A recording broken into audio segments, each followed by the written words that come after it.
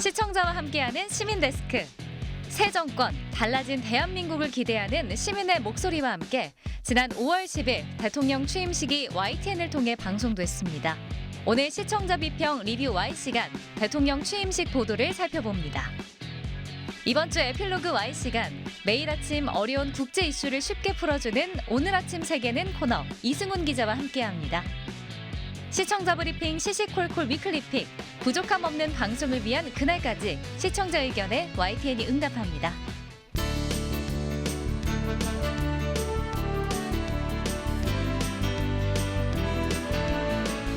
시청자 여러분 안녕하십니까? 시민데스크 호준석입니다.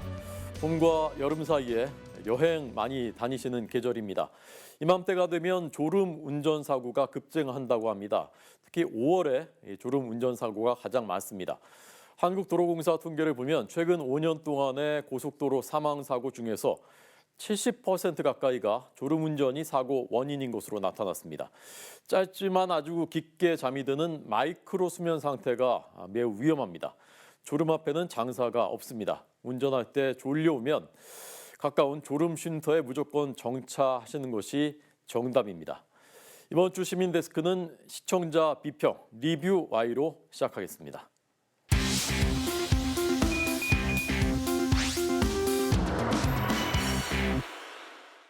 세 분 어서 오십시오. 반갑습니다. 네, 안녕하세요.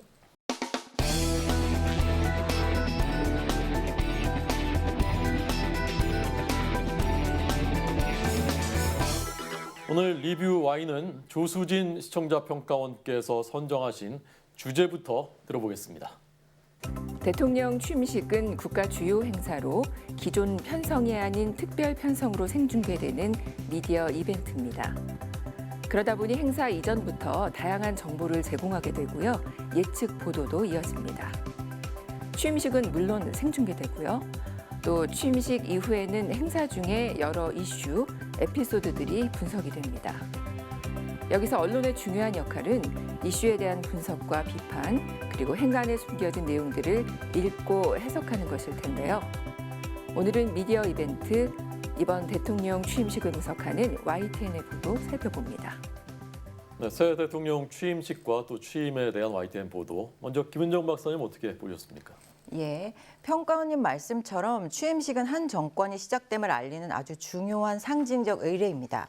특히 윤석열 대통령 취임은 여야 정권이 교체되는 의미도 내포하고 있죠.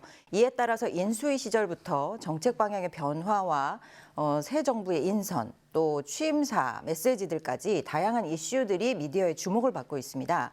한국언론진흥재단의 빅카인즈 기준으로 취임식 전후 2주인 5월 2일부터 16일까지 YTN에서 취임을 제목과 내용에 포함한 기사는 총 467건으로 나타났습니다. 이 많은 보도들이 어떤 내용을 담고 있는지, 또 저널리즘의 역할은 다하고 있는지 살펴봐야 할 것입니다. 네, 하나씩 그럼 자세히 살펴보겠습니다. 조수진 시청자평가원님. 네. 취임식 이전부터 관련된 많은 보도들을 쏟아냈습니다. 국내 취임식 참석자가 누구인지 또 특별히 해외 주요국의 참여 인사 정보는 이게 국제관계에서 차기 정부에 대한 인식을 이렇게 심어주게 되잖아요. 그래서 중요한 정보일 텐데요. 그래서 이런 정보들로부터 취임사를 미리 추론해서 새 정권의 방향성에 대해서도 살펴봤고요. 또 취임식 행사 자체에 대해서도 미리 보는 행사 등 CG, 그래픽 이런 것들을 동원해서 정보를 쉽게 이해할 수 있도록 다각도로 준비를 했습니다. 취임식 이전부터 다양한 소식들로 또 미리 새 정부의 방향을 예측하는 정보성 기사가 줄을 이었다고 보는데요. 그중에 이제 특별히 역대 정부의 취임과 비교해서 역사적인 정리를 담은 그런 보도가 눈에 띄었습니다. 9일 보도입니다. 시대상담은 취임식 역대 대통령 어땠나라는 제목인데요. 13대 노태우 대통령으로부터 미디어의 전당의 의미인 국회에서 대통령 취임식이 진행이 되기 시작을 했는데요. 국회에서의 취임식 의미에 대해서 짚어보는 그런 시간으로 의미가 있었습니다. 예, 말씀하신 것처럼 시각화와 시뮬레이션을 YTN 보도에서는 굉장히 잘 활용을 해 주셨는데요. 처음 맞게 되는 상황에 대해서 미리 대비하고 적응할 수 있도록 정보를 직관적으로 제공해 주셨다는 점, 그런 점들이 특별히 유용했다고 봅니다. 처음으로 자택에서 집무실로 출근하게 된 대통령의 출퇴근 경로를 지도와 함께 제시해 주시고요. 또 실제 주행을 통해서 안내해 주시는 보도도 있었습니다. 시민들에게 대략적인 교통 상황을 예상할 수 있도록 해 주었다라는 면에서 굉장히 유용하게 봤고요. 또 용산 시대가 시작되면서 경호원 인력도 옮겨갔다라고 하는 사실도 전달을 해 주시면서 집무실 주변 경호와 집회 시위에 관한 예상 지도도 만들어 주셨더라고요. 그래서 이러한 지도를 통해서 경찰의 정책, 앞으로 집회 금지 구역을 어떻게 설정할 것인지 이것들도 지도를 통해서 쭉 표시를 해주셔서 시민들의 이해를 돕는 좋은 보도라고 봤습니다. 이 새 대통령 취임에 대한 국민들의 목소리, 국민들의 반응에 대한 YTN 보도에 대해서 어떻게 보셨습니까? 네, 이제 10일 보도인데요. 윤 자유 35번 강조, 그다음에 반지성주의로 민주주의 위기라는 그런 제목의 보도입니다. 취임사가 나가고 사실은 뭐 이제 각종 SNS에 반지성주의에 대한 비판의 글들이 많았던 거 이건 사실이고요.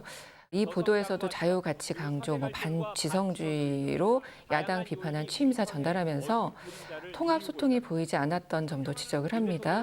근데 이제 여론에서도 그랬고 타 방송사에서도 이에 대한 민주당의 입장 비판이라든지 지적 등이 좀 타 방송사는 있었거든요. 근데 이런 점들이 조금 YTN에 아쉬웠다라는 생각이 들고요. 시민 인터뷰에서도 보면 기대와 바람이 대부분이었어요. 그래서 이거 외에 일부 그 비판의 목소리가 없었던 거. 그래서 다양한 목소리를 전달하지 못한 점은 좀 아쉬웠다라고 여겨집니다. 예, 저도 사실은 평가원님과 같은 생각인데요. 시민의 시선을 담은 그런 보도가 좀 있었으면, 그게 좀 더 늘었으면 하는 바람입니다. 허니문 기간임을 감안하더라도 사안에 대해서 대통령 인수위와 대통령실 시선에서 바라본 보도들이 다소 눈에 띄었는데요.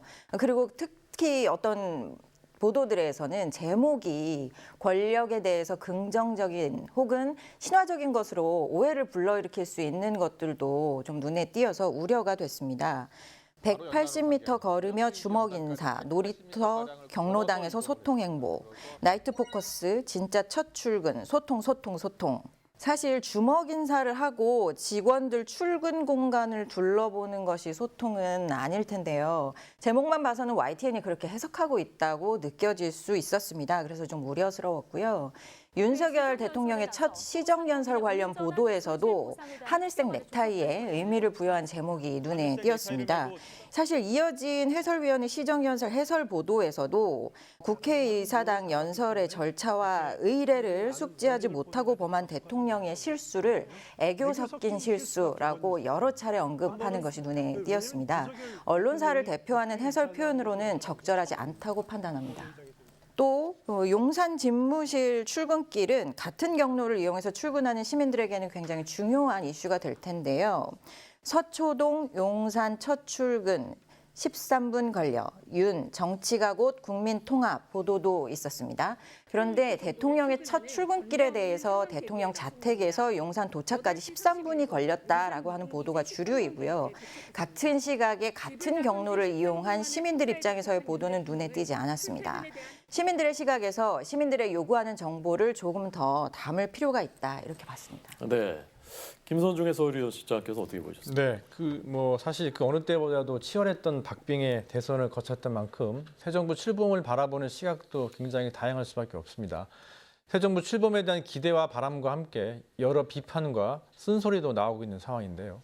언론이 이런 상반된 측면을 모두 짚어줄 필요가 있다고 봅니다. 특히 조금 전 말씀하신 그 용산 집무실 관련된 보도는 아쉽다는 지적에 저도 동감하고 있는데요. 새 정부 출범으로 주요 정책과 제도에 큰 변화가 예상되는 상황에서 이런 점을 참고해서 보도하도록 노력해야 할 것이라고 봅니다. 네, 새 정부의 출범과 윤석열 대통령의 취임식 또 취임과 관련해서 YTN이 많은 대담들을 이제 보도했습니다. 여기에 대해서도 분석하셨다고요? 네.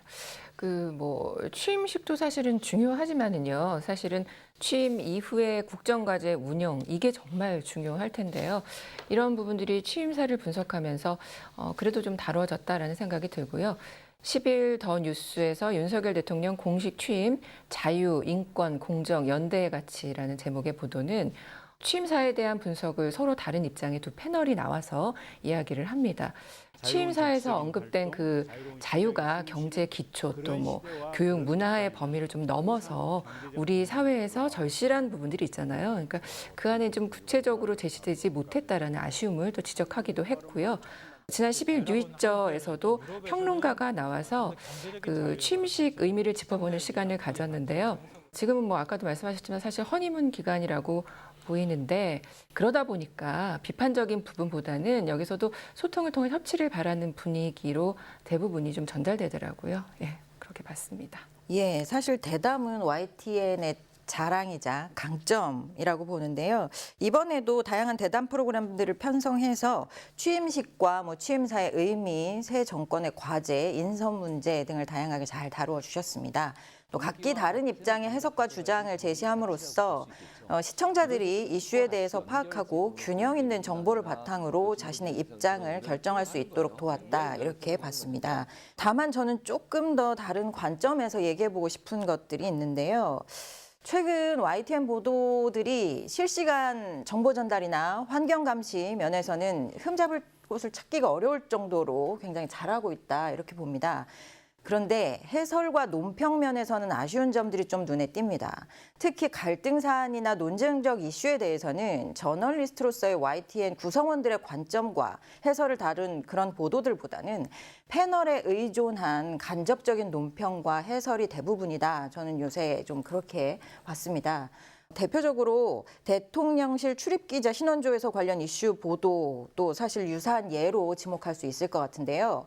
대통령 출입기자들에게 대통령실에서 재산이나 친교 인물, 정당 가입 활동, 사회단체 활동 경력, 가족들의 직업과 거주지까지 좀 과도한 정보 제공을 요구했던 그런 신원 조회서를 보도한 내용이었습니다. 그런데 YTN 출입기자도 분명히 그 기자실에 같이 계셨었고 비슷한 문제의식을 가지고 계실 거라고 생각이 들거든요.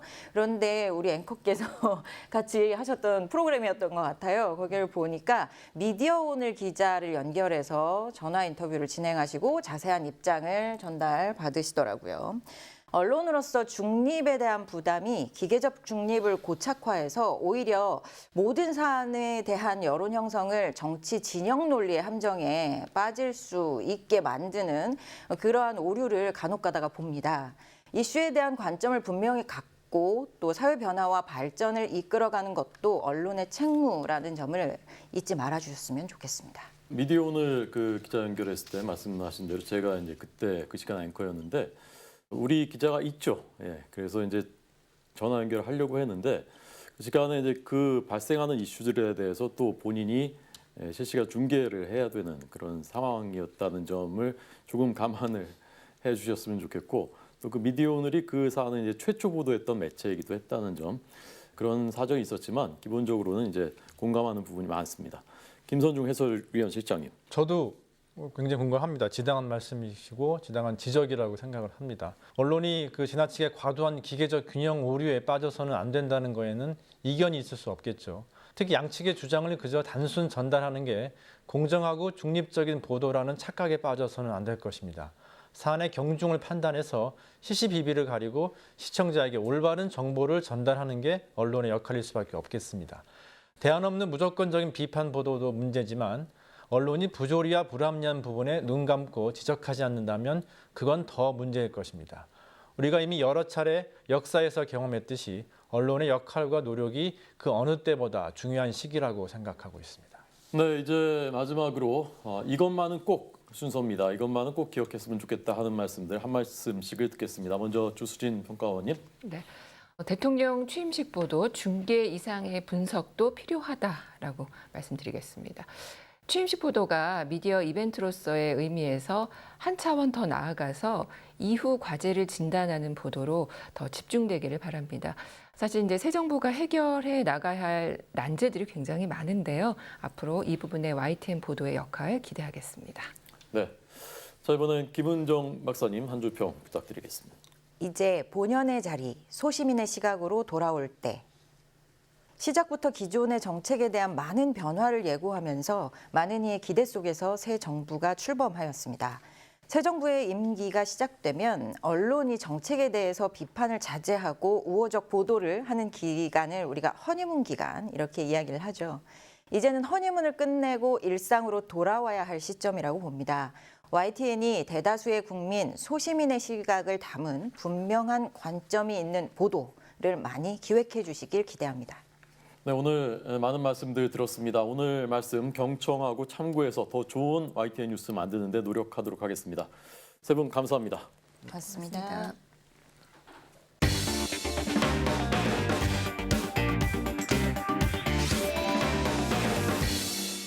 방송에서는 볼 수 없는 뒷얘기를 들어보는 에필로그 Y 시간입니다.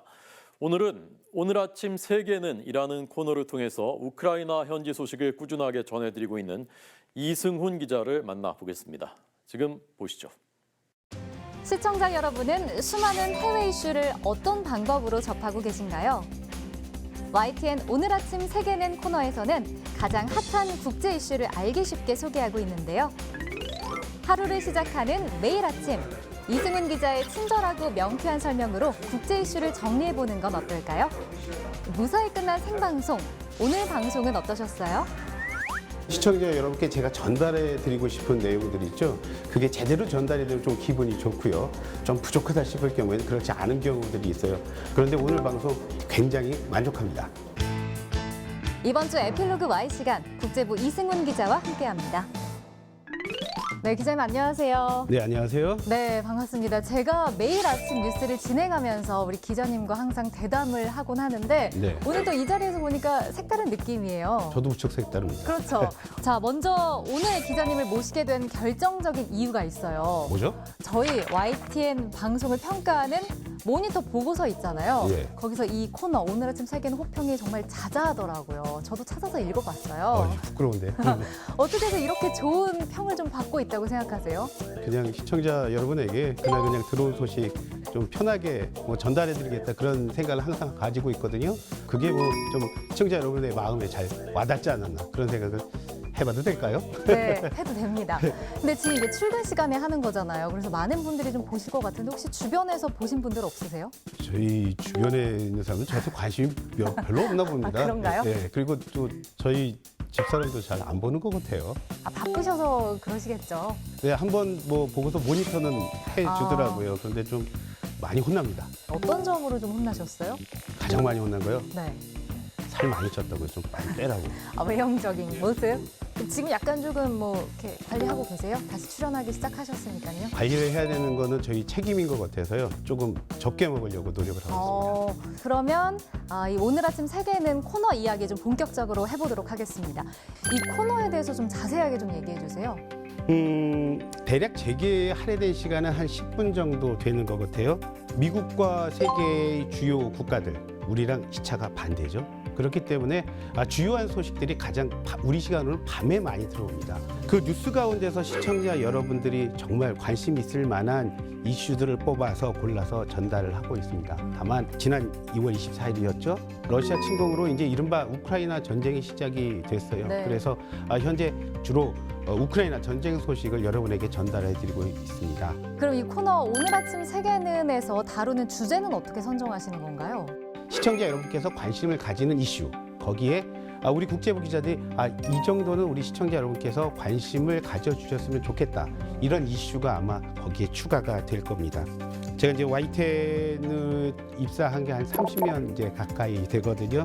지나온 날을 이렇게 돌이켜서 생각해 보면 저희도 많이 바뀌었지만 정말 많이 바뀐 게 우리 시청자 여러분들이에요. 그전에는 어떤 자극적인 소식을 조금 원하는 경우가 많이 있었다면 지금은 아마 지구촌 곳곳에서 일어나는 따뜻한 소식들 또 감동적인 얘기들 많이 그런 것들을 원하고 있으실 거예요.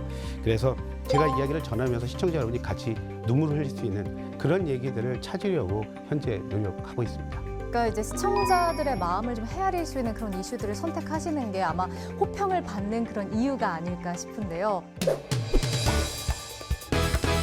사실 이전에 국제부에 계시기 전에 저랑 같이 뉴스를 진행하셨잖아요. 이제 PD로서 일을 하셨는데. 다 말씀해 주시네요, 그냥. 네, 그럼요. 근데 지금 국제부에 가신 지 얼마 안 되셨어요. 국제부에서는 그럼 얼마나 이제 근무를 하게 되신 거예요? 취재 기자들은요, 보통 그 짧은 내근 기자 그리고 긴 외근 기자 생활이 이렇게 반복이 됩니다. 제 자의는 아닙니다만 그 짧은 내근 기자를 해야 된다고 말씀드렸죠. 그럴 때마다 국제부를 왔어요.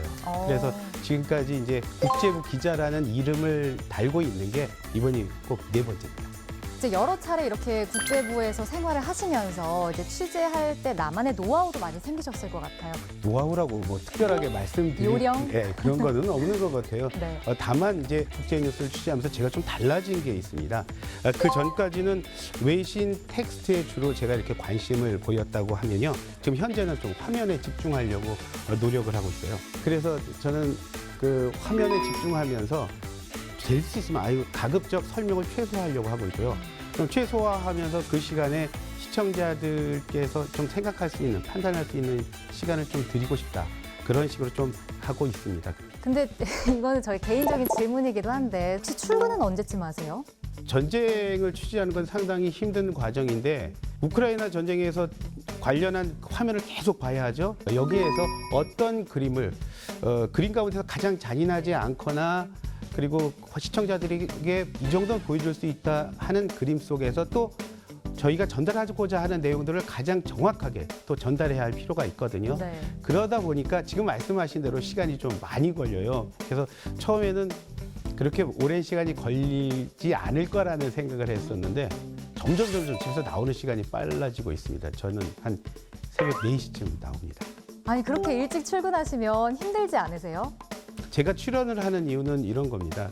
그러니까 리포트로 보여줬을 때 전쟁을 통해서 사람이 몇 명이 죽었다. 앞서 나가고 있는 탱크가 몇 대가 부서졌다라는 얘기는 저희는 할 수는 있습니다. 하지만 그 기사의 이면에는 사실은 그런 전쟁 때문에 많은 무고한 민간인이 숨졌고요. 또 그 무고한 민간인보다 더 많은 사람 다치고요. 또 그 과정에서 어린이들은요. 평생을 전쟁의 공포 속에서 살아야 한다는 거죠. 네. 그런 여러 가지 것들이요. 사실은 기사를 쓰다 보면 생략이 되는 경우가 많이 있어요. 그런데 오늘 아침 세계를 통해서 그 나머지 부분들을 여러분들에게 소개시켜주면서 채워줄 수가 있는 거죠. 그렇기 때문에 그 좀 준비하는데도 시간이 걸리고 또 여러 가지 노력이 있지만 좀 괜찮습니다. 자, 어떤 부서든 이제 각 부서마다 특징을 갖고 있을 텐데 우리 YTN 국제부가 가진 또 특징이 있을까요? YTN 현재 국제부는요.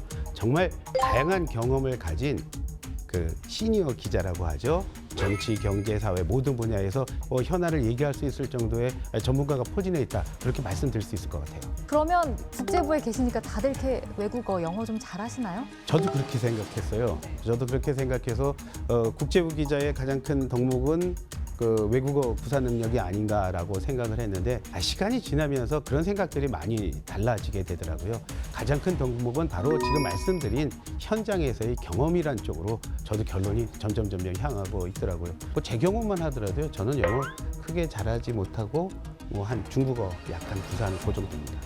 이것도 새로운 사실이네요. 그래도 한 가지 언어는 잘하고 계시다는 거. 아닙니다. 둘 다 못하는데 그냥 그렇다는 말씀이에요. 알겠습니다. 너무 구체적으로 보면 아주 창피합니다. 네, 지금 뭐 우크라이나 전쟁 이야기를 저희가 많이 하곤 있지만 이거 말고도 기자님이 관심 갖고 있는 이슈도 있나요? 저는 사실 가장 관심이 있는 거는요. 세계의 분쟁과 관련, 국제 분쟁과 관련한 이야기들입니다. 국제 분쟁에 제가 관심을 가장 많이 갖고 있는 이유는 네. 아프리카에서는 지금 현재 많은 내전이 벌어지고 있습니다. 그 내전은 어떤 형태로 진행이 되냐면요. 처음에는 반자본주의 내지는 반독재, 충분한 명분을 가지고 시작이 되죠. 하지만 싸움이 길어지면서는 개인의 이득, 집단의 이득을 위해서 전쟁이 흐릅니다. 그런데 그 과정에서 길고 지루해지면 세계의 관심이 사라지게 돼요. 그 순간 백주대난에서 어린이의 손발을 자르고요. 그리고 여성을 성폭행하는 잔인한 일이 서슴지 않게 벌어지는 거죠. 그런데 만약에 세계에 관심이 있다면, 지켜보는 눈이 있다면 그들은 그런 행위를 하지 않을 겁니다. 뭐 우크라이나 전쟁뿐 아니라 다른 분쟁 지역에도 좀 끊임없는 관심이 필요하겠다라는 생각이 드네요. 그 끝으로 우리 시청자분들께 이 오늘 아침 세계는 코너 좀 어떻게 봐달라, 예쁘게 봐달라 카메라 보고 좀 한 말씀 해주세요. 조금 전에도 말씀드렸지만 제가 꼭 드리고 싶은 말은요. 시청자 여러분의 작은 관심이 매일 그리고 매 시간 고통 속에서 살고 있는 우리 지구촌 이웃들의 희생을 바로 최소화할 수 있다는 겁니다. 저도 그런 나름의 그 책임감은 가지고 있어요. 이번 전쟁이 끝나면 아마 저는요, 그 시청자 여러분의 관심에서 조금 떨어진 이야기, 또 생소한 나라의 이야기를 할 수도 있을 겁니다. 그때 지금 제 이야기를 들으셨다면 조금은 더 애정을 가지고 지켜봐 주셨으면 좋겠다, 이런 말씀을 꼭 드리고 싶어요. 무엇보다 이 전쟁이 좀 하루빨리 끝나서요, 정말 제가 하고 싶었던 아프리카 얘기도 좀 하고 그랬으면 좋겠습니다. 지금은 뭐 우크라이나 전쟁 이야기가 좀 주를 이루지만 앞으로 우리 기자님이 원하시는 세계 다양한 소식들 이 오늘 아침 세계는에서 전해주시길 저도 기다리겠습니다. 오늘 함께해 주셔서 고맙습니다. 감사합니다.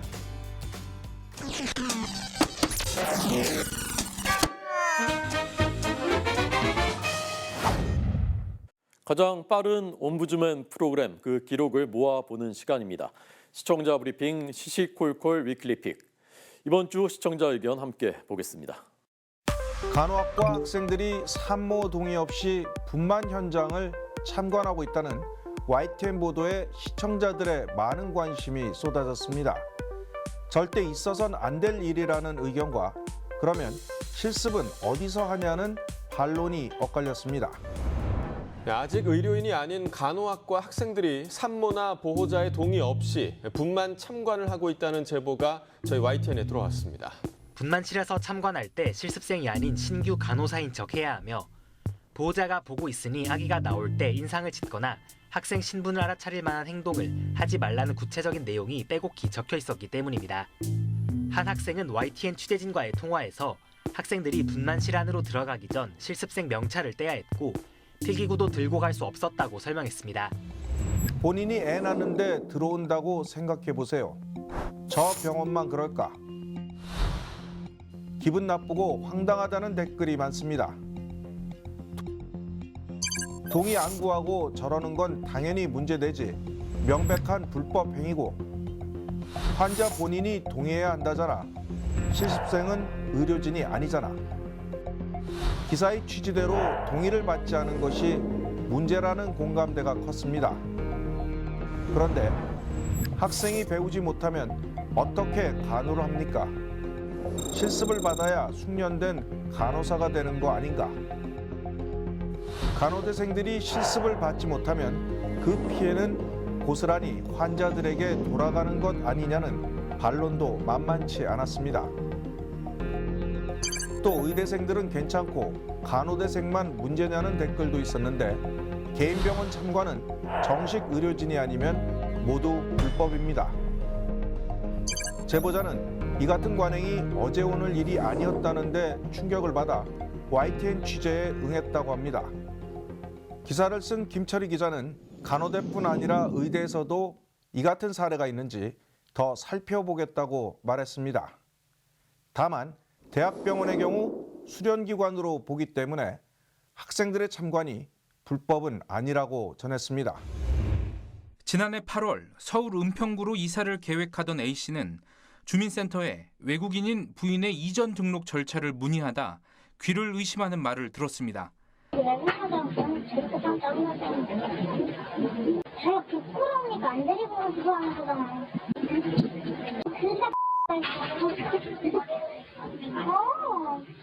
꼭 찌질이가 가면 바로 돼요?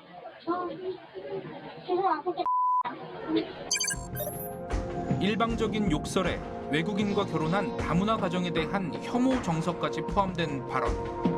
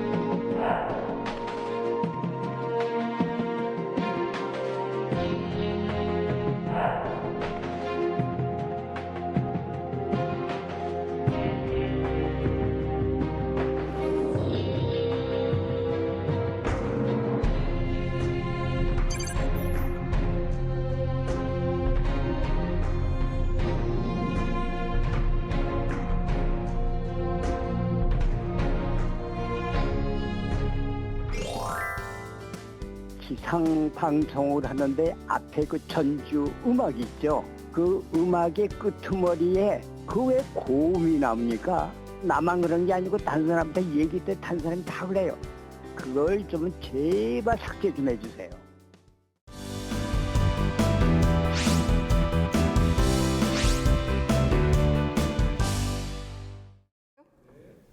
네, 지금부터 YTN DMB 제10기 시청자위원회 20차 회의를 시작하겠습니다.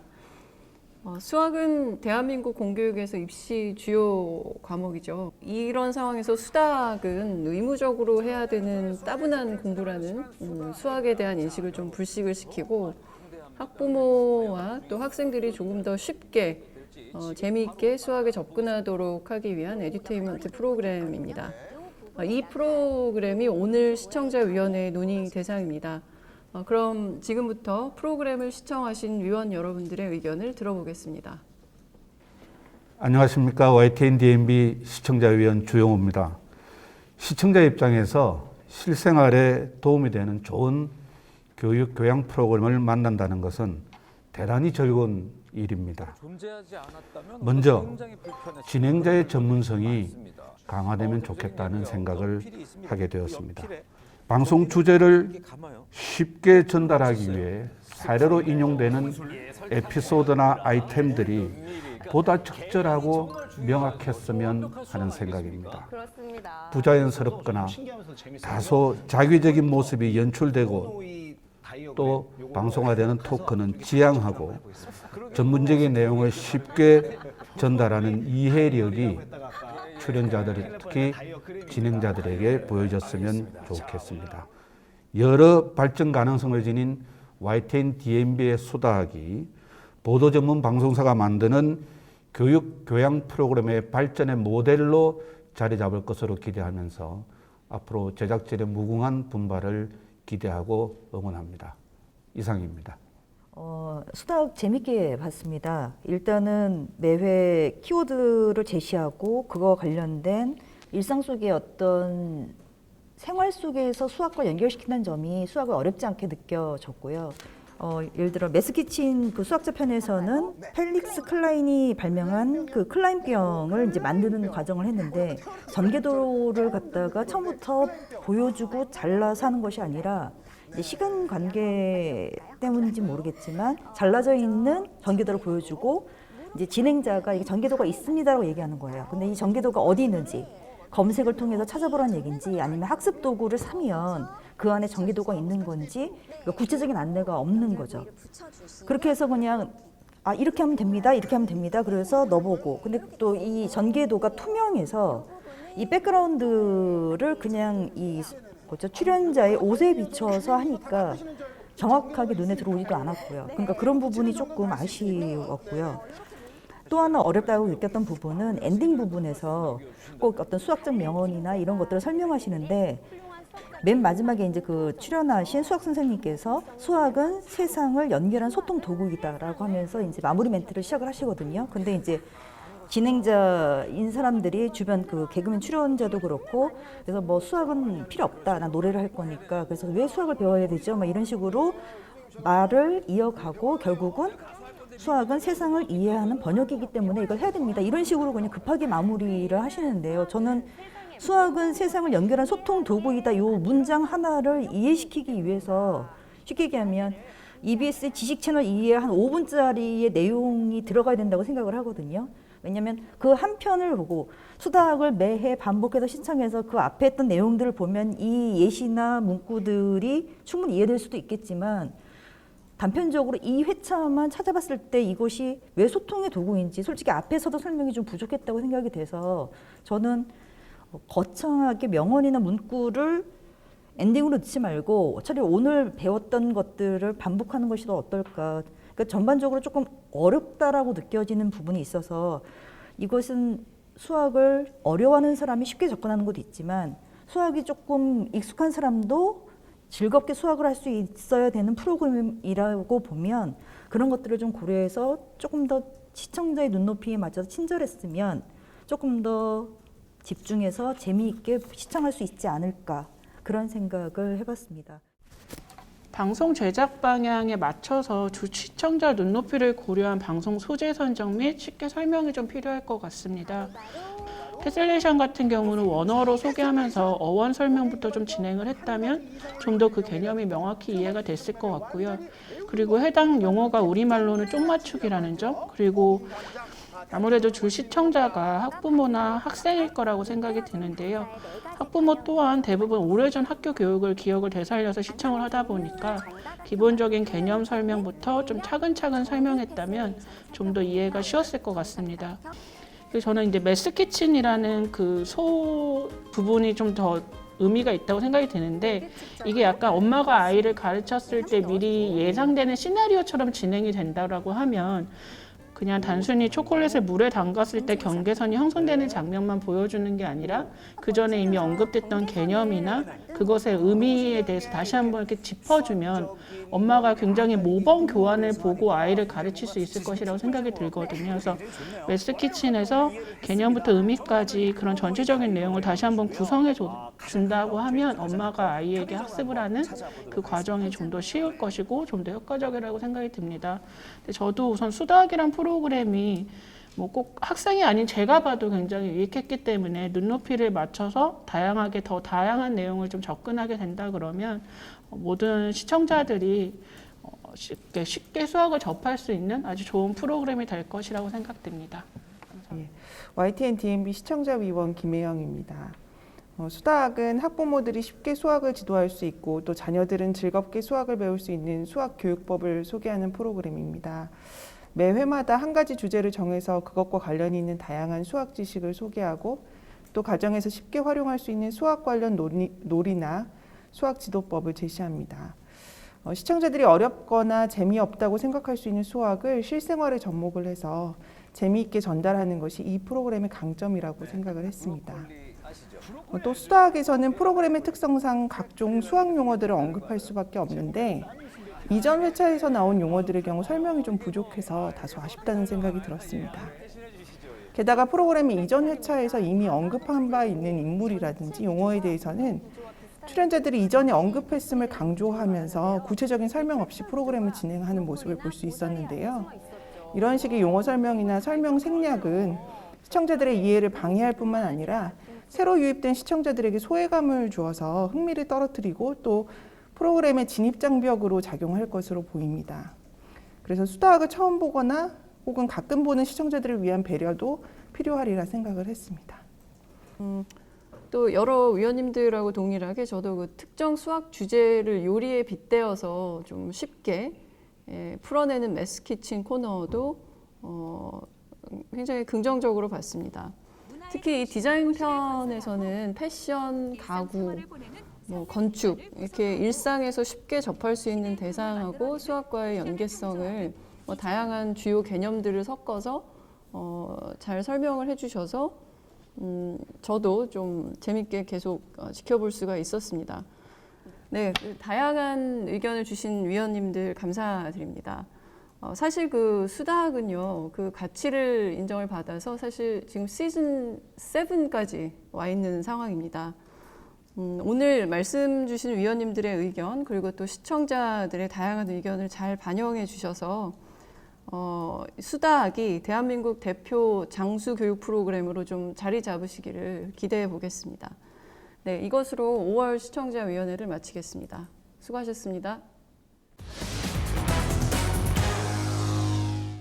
시민 데스크는 시청자 여러분의 고민과 질문으로 채워집니다. YTN에 대한 여러 의견들 홈페이지 또는 전화를 통해서 남겨주실 수 있습니다.